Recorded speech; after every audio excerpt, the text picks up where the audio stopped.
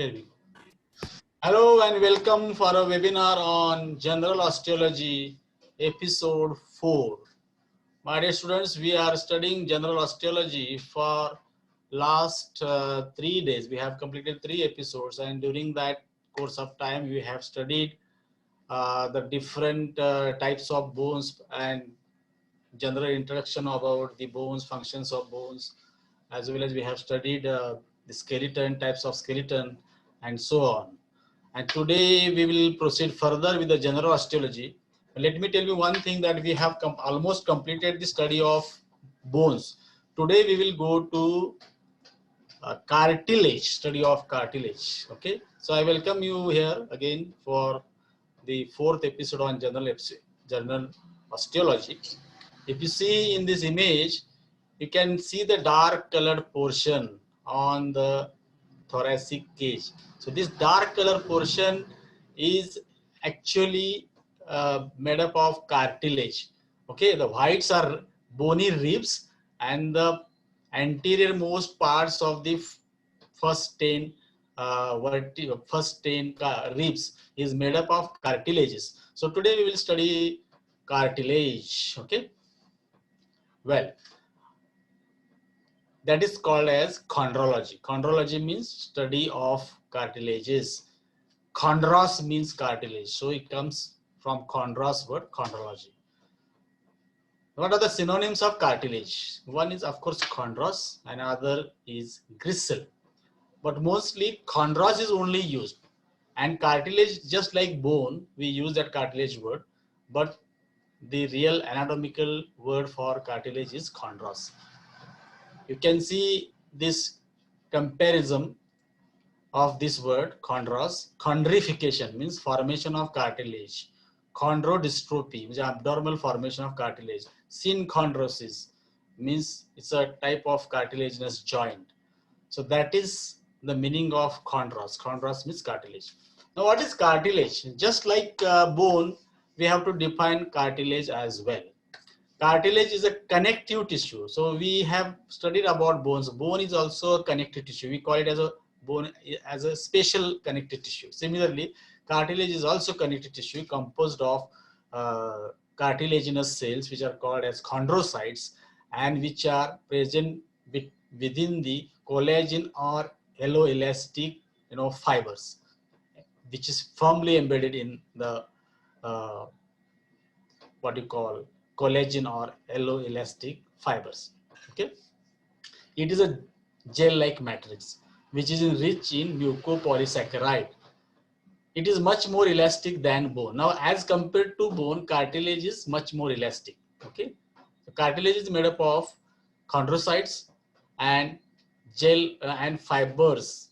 Okay, gel-like matrix. Now, what are the general features of cartilage? We have to compare always cartilage with the bone so that you will remember it properly. Cartilage has no blood vessels or lymphatics.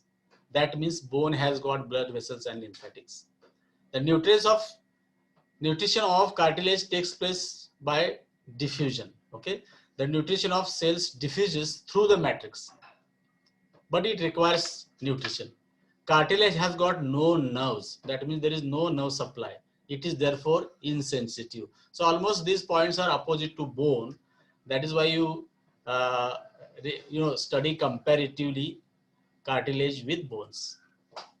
Cartilage is surrounded by a fibrous membrane called as perichondrium. Just like how bone is surrounded by periosteum, cartilage is surrounded by perichondrium, which is similar to periosteum in structure and function. Okay, and the articular cartilage has got no perichondrium. This is very important because wherever there are joints, joints are actually formed by the cartilaginous parts of the bone. Okay, if the long bone has got two ends, the two ends will have got cartilage on its surface. This cartilage will again not have perichondria on it because it is taking part in formation of joint. So that is why there is no perichondrium on the articular part of the cartilage, so that its regeneration after injury is inadequate. That is why when the articular cartilage gets damaged, so there is no regeneration possible. So that is problem with the arthritis patients, especially the osteoarthritis which comes in the older people. Now the fourth characteristic is cartilage calcifies and the chondrocytes die and the cartilage is replaced by bone. So that means cartilage has got a capacity to calcify. While dealing with the development of bone, I have told you that all the bones below the level of clavicle, they develop from cartilages, and above the level of clavicle, they have developed from membrane. In between, there are membranocartilaginous bone. This is what I have told during the study of development of bone. So cartilage calcifies, the chondrocytes die, and the cartilage is replaced by bone. That is called as calcification of cartilage. Now there are three types of cartilages. The first and foremost is hyaline cartilage, which is flexible and resilient. Second cartilage is elastic cartilage, which is highly bendable because it is elastic. And the third is fibrocartilage or fibrous cartilage, which resists the compression and tension. You can see the images of all these three cartilages, and those images are microscopic, histological images of hyaline cartilage, elastic cartilage, and fibrocartilage. You can see in this image. Now let us try to understand one by one these three types of cartilages. The first cartilage I told you, it's abundant, is hyaline cartilage. And most of the cartilage which is present in the body is hyaline cartilage. So this word hyalos comes from transparent stone. You know, marble stones, you know, the gargoti kheltat thi. So like that it looks. So transparent stone like they look. So it is called as hyaline cartilage. So this word hyalos comes from a Greek language. It is bluish white and translucent due to very fine collagen fibers, and its distribution is most abundant, and it has a tendency to calcify after 40 years of age. Even if it remains cartilage up to the 40 years, after 48 it may calcify. That means it becomes a bone. Our cartilaginous bones are preformed in hyaline cartilage. Otherwise also, all cartilaginous bones in the body, for example, humerus, radius, ulna, tibia, fibula, and so on, they were once upon a time cartilage during the development. Okay, so the examples of hyaline cartilage are but natural embryonic cartilage. That means the cartilages which are present in the embryo, they are all hyaline cartilage. Now the articular cartilage which is taking part in the formation of joint is always hyaline cartilage. Next is costal cartilages. Costal cartilage, which I showed you in the first image. Okay, that red color portion of the ribs, which you saw, that is costal cartilage. Tracheal cartilage means here in your throat, and bronchial cartilage means cartilages of the bronchus, and most of the cartilages of nose and larynx. These are all hyaline cartilage. Now we'll go to second type of cartilage. Second type of cartilage is a fibrous cartilage, or it is also called as fibrocartilage. It is white and opaque due to abundance of dense collagen fibers. Now it is opaque. Wherever fibrous tissue is subjected to great pressure, it is replaced by fibrocartilage, which is tough, strong, and resilient. Now, where are these cartilages found? The prime example is intervertebral disc. So, in between two vertebrae, you got a disc, and that disc is a fibrocartilage. Another is intra-articular disc. Means if there is a disc inside the joint, for example, in the shoulder joint, there is a glenoidal labrum. So that is a cartilage. So that is made up of fibrous cartilage. Or in the knee joint, there are menisci, lateral meniscus, medial meniscus. So those are called as fibrous cartilage. Now labra, I told you, glenoid labrum. Okay. So these are all intra-articular cartilages. They are made up of intra-articular, they are made up of fibrous cartilage. And it lines certain bony grooves also in which the tendons play. Well, now we have come to the last type of cartilage, that is elastic cartilage, third one. Okay, it is made up of numerous cells and a rich network of yellow elastic fibers. If you remember this yellow elastic fibers pervading the matrix, so that it is more pliable. Pliable means bendable. Bendable means like elastic. stretchable. Now, examples of elastic cartilage, if you see, they are present in the external ear. External ear means the pinna which you can hold in the hand. Okay, external ear or auricle. Auditory tube. Auditory tube means the tube between middle ear and the nasopharynx. It is also called as eustachian tube.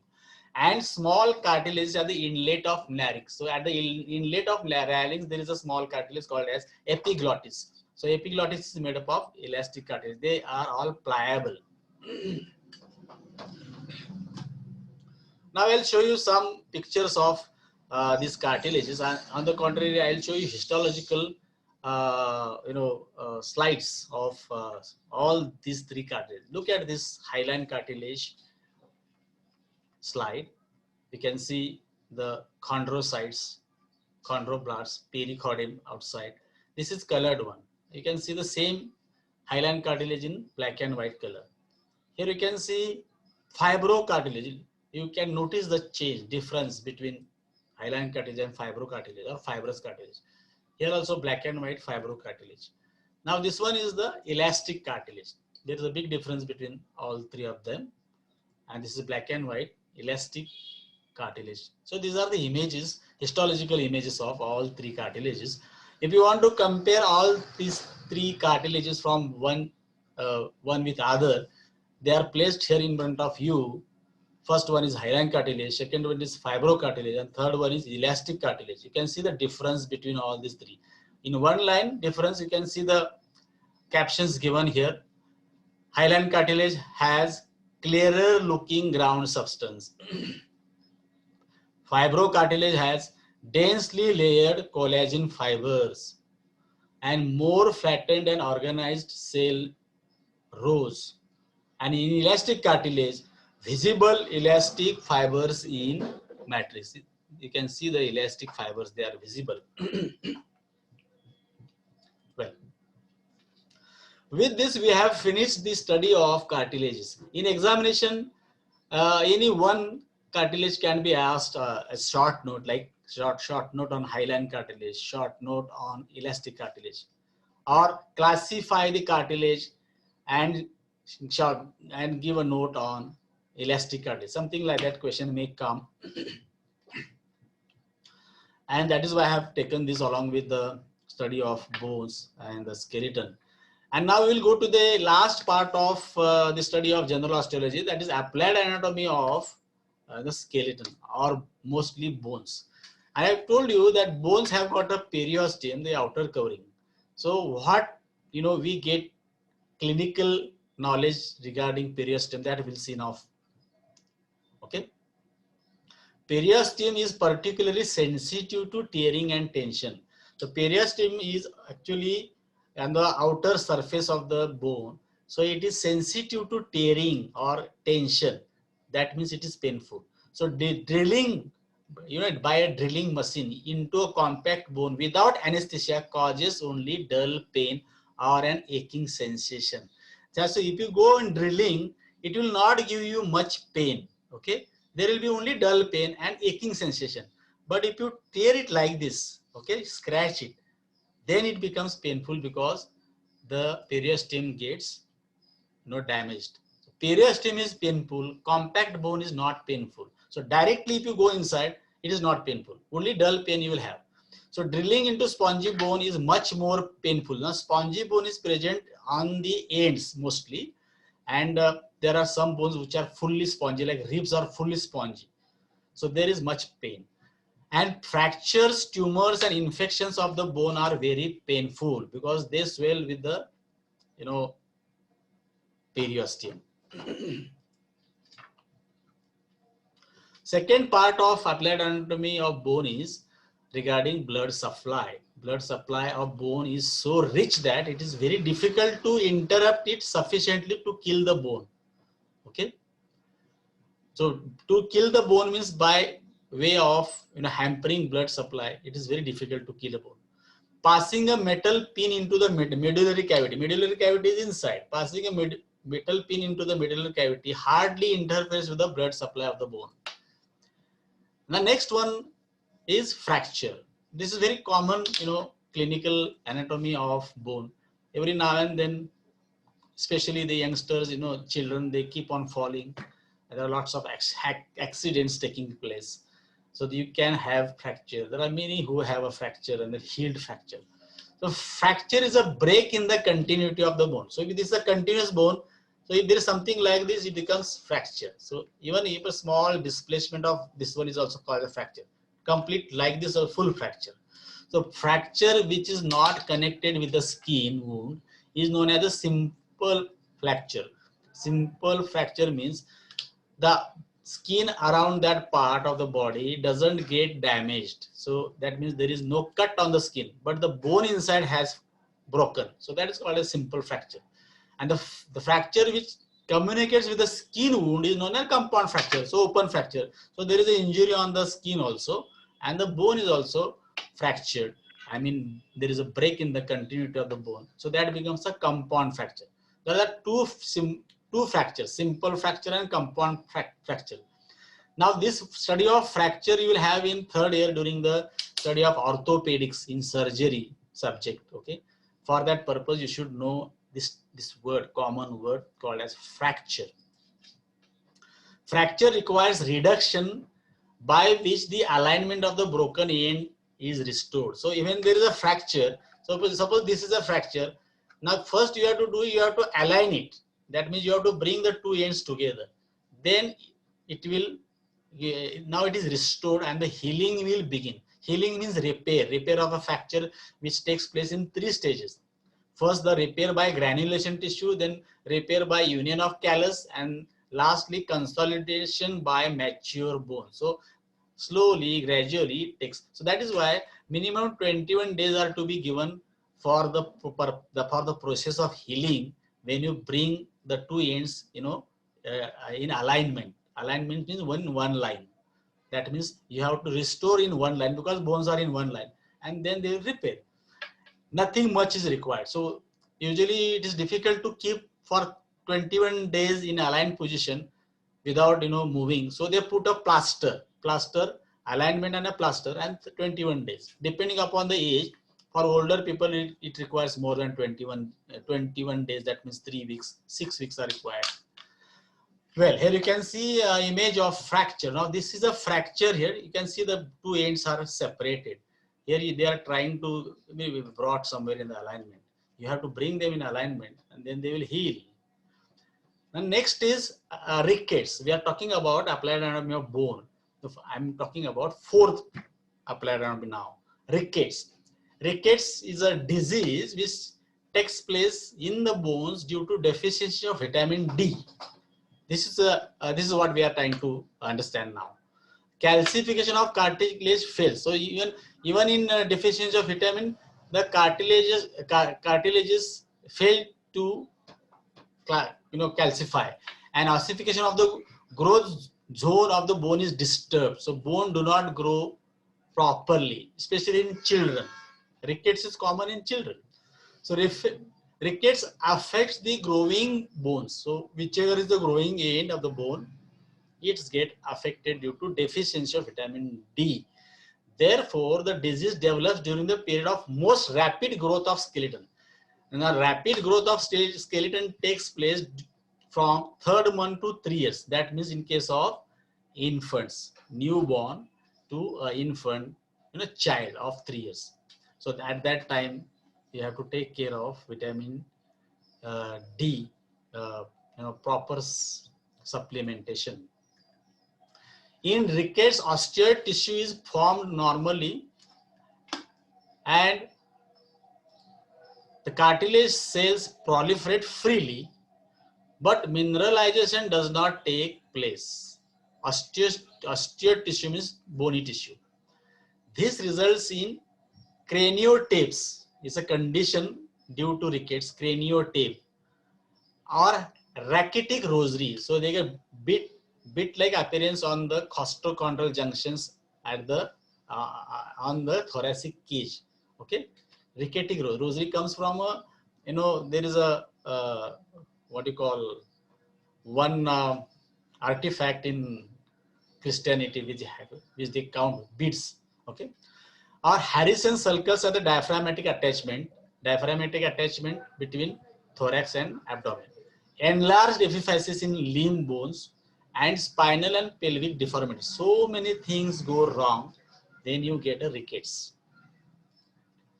Here you can see one image of a rachitic boy or rachitic child where there is a bowing of lower limbs. So this is called as a bowing, okay, arching. They are not straight because that is related to calcium metabolism. Now we'll go to next applied anatomy, that is scurvy. This is all required for you in physiology also. So don't forget this. Scurvy takes place due to deficiency of vitamin C. Vitamin C, important vitamin. C. Formation of collagenous fibers and matrix is impaired. So that was for inorganic salt. This is for organic tissue. So defective formation of the intercellular cementing substances and lack of collagen cause rupture of the capillaries and defective formation of new capillaries. So rupture of capillaries will lead to bleeding. So there will be a bleeding disorder in scurvy, and defective formation of new capillaries will again give rise to bleeding. So due to bleeding, hematoma forms. Hematoma means blood stagnates together, okay?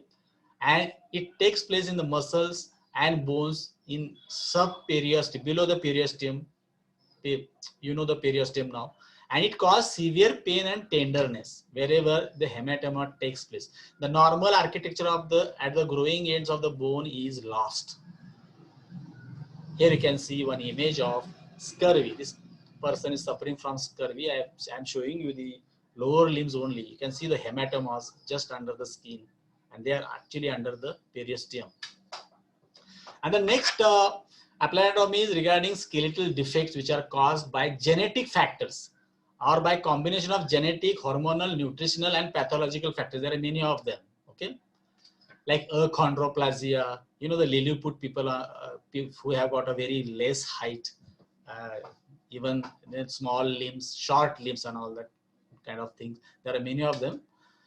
And I think this is too much as far as the general osteology is concerned. And we have to end it because for last 4 days we are studying this osteology, and see how happy these skeletons are. They are saying goodbye to you as far as the general osteology is concerned and the study of skeleton is concerned. And I think, my dear students, with this slide, let us take a break as far as 4th episode is concerned. Yes. And we'll come back to question and answers within few seconds. I'll come back. Till then, goodbye. Thank you. Thanks a lot.